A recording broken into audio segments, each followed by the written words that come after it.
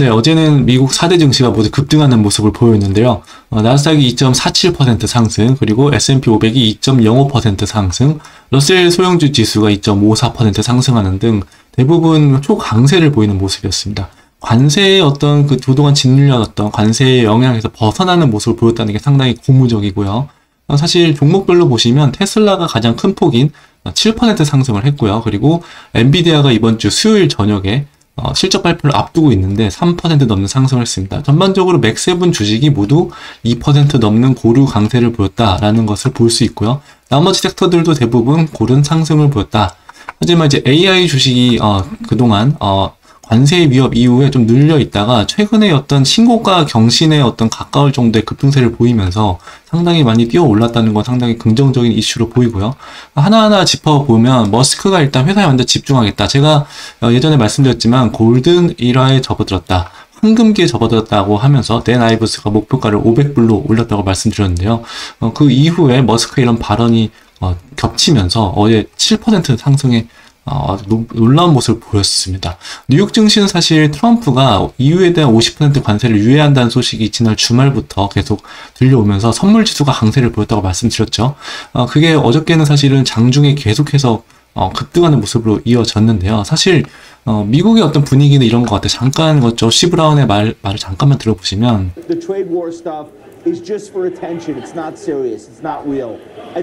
지금 관세 위협에 대해서 It's not serious, it's not real 이런 얘기를 하고 있잖아요. 이게 이 전부 다 이제 미국 사람들은 관세의 위협을 뭔가 실질적인 것으로 생각 안 하고 있다는 거예요. 이게 실질적인 게 아니고 그냥 뭔가 수사적인 표현이다라는 거에 대해서 눈치를 챘다라는 얘기를 하고 있는 거죠.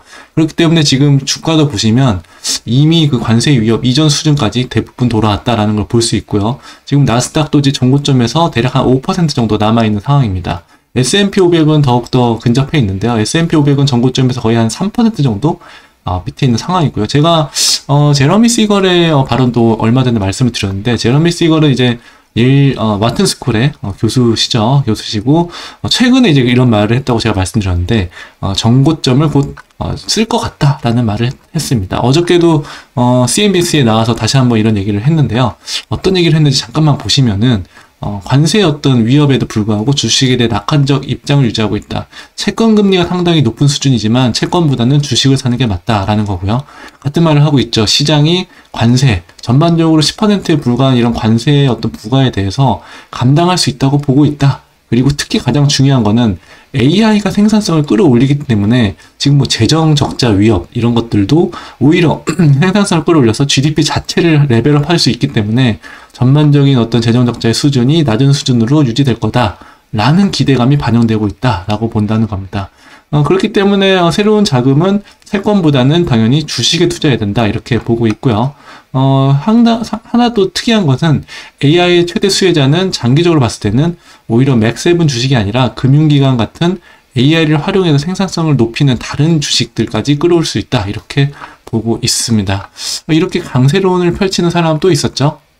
에드 야디니 교수인데요. 에드 야디니 교수도 제가 자주 소개시켜 드리지만 이분은 사실은 올해의 목표는 6,500이지만 2030년 목표는 무려 10,000포인트입니다. S&P 500이 2030년에는 10,000포인트에 도달할 수 있다. 이분도 결국에는 AI의 높은 성장성을 보는데요. 1920년대가 광란의 1920년대였다면 2020년대도 광란의 2020년대가 될 거다라고 보고 있습니다. 그 이유는 당연히 AI 등 기술 혁신 그리고 생산성 향상 그리고 기업의 실적이 계속해서 늘어날 거다. 그렇기 때문에 S&P 500이 계속해서 레벨업 할 거다라는 건데요. 이분과 또 비슷한 강세론자 한 명 더 있었죠. 탐리죠. 탐리가 어제 또 CNBC에 나왔습니다. 탐리는 당연히 주식에 대해서는 긍정적으로 보고 있고요. 다만 이제 그 이유는 사실 조금 다를 수는 있어요. 하지만 대동소이한데요. 규제 완화와 세금에 대한 어떤 감세 이런 것들이 결국에는 2026년에 상당히 가셔야 될 거다. 그렇기 때문에 2026년을 바라보고 지금 현재도 미국 주식시장이 미리 선반영해서 오르고 있다고 볼 수도 있겠죠. 그리고 페드도 올해 말까지는 사실 금리 인하를 안 할 거라는 그런 약간의 어떤 여러 가지 어떤 사람들 전망이 올해는 페드가 금리 인하를 안 할 걸로 보는 쪽으로 약간 좁혀져 가고 있지만 내년에는 비둘기파로 변할 거다. 점진적으로 금리 인하를 할 거다. 이런 모든 요인들이 결국에는 주식시장을 끌어올릴 거라는 거고요. 비트코인에 대해서도 한마디 했습니다. 비트코인이 지금 최고치를 경신했는데 비트코인이 보통은 이제 S&P 500에 한 달 정도 선행하는 그런 모습을 보였다는 점을 강조하면서 비트코인이 최근에 사상 최고치를 경신했기 때문에 S&P 500 지수도 곧 사상 최고치를 경신할 가능성이 높다. 이렇게 보고 있습니다. 비트코인 자체에 대해서도 앞으로 더 상승할 수 있다 이렇게 보고 있는데요. 기관 투자자들이 비트코인 채택을 상당히 증가하고 있다. 투자를 늘리고 있다는 거고요. 반면에 일반 소비자들은 아직도 비트코인에 대해서 아직도 이제 반신반의하는 사람들이 많다는 거죠. 아직도 초기 단계이기 때문에 이런 사람들이 더 시장에 뛰어들 가능성이 높다. 그렇기 때문에 긍정적으로 본다. 이렇게 얘기를 하고 있습니다. 관세 문제는 내년쯤이면 마무리될 것이다. 라고 보고 있고요. 연준도 내년에는 완화적 스탠스로 돌아갈 가능성이 높다. 이렇게 보고 있습니다. 한번 차트를 한번 보시면 결국에는 S&P 500 지수가 어저께 이렇게 높은 상승률을 보이면서 3%의 어떤 정고점 대비 1%에 위치하고 있는데요.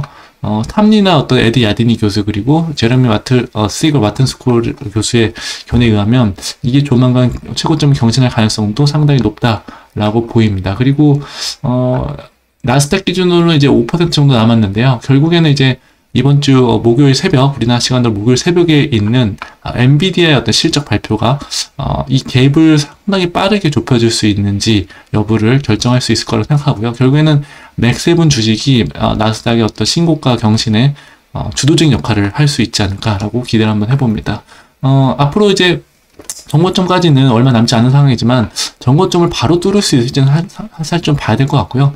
200일선 위에서 안착하고 있다는 건 상당히 긍정적이지만 정고점을 한번 뚫으려는 시도를 여러 번 하다가 이렇게 결국에는 뚫으면서 올해 마무리할 수 있다면 상당히 좋은 어떤 흐름이 되지 않을까라고 생각을 해봅니다. 그리고 장기적으로는 에드 야드니 교수처럼 S&P 500 지수가 만까지 가면 더더욱 좋겠죠. 그리고 비트코인 같은 경우는 지금 신고점을 완전히 뚫었다고 보기에는 조금 애매한 상황인데요. 제가 그 예전에도 말씀드렸지만 지금 아직까지 10만 8천 불 위에서 계속해서 안착하는 모습을 보여줘야 될 것 같은데 긍정적이게도 지난주 이후에는 신고가를 경신한 이후에 계속해서 10만 8천 이상을 계속 지지를 하고 있습니다. 그래서 다음 주까지 안정적으로 지지를 한다면 향후에 한 13만 5천 불까지 갈 수 있다는 전망을 제가 소개시켜 드렸죠. 그래서 이것도 다시 한번 잘 지켜보면 좋을 것 같습니다. 오늘 준비한 내용은 여기까지고요.